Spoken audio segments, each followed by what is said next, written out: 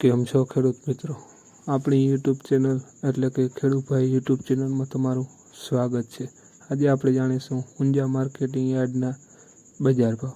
એ પહેલાં અમારી ચેનલને લાઇક, શેર અને સબસ્ક્રાઈબ કરવાનું ભૂલશો નહીં। જોઈએ આગળ। જીરું 4190 રૂપિયાથી 4905 રૂપિયા। રાયડો 1120 રૂપિયાથી 1157 રૂપિયા।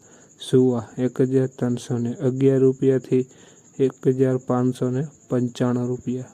ઈસબગુલ 2321 રૂપિયાથી 2880 રૂપિયા। જોઈએ આગળ વિડીયોમાં।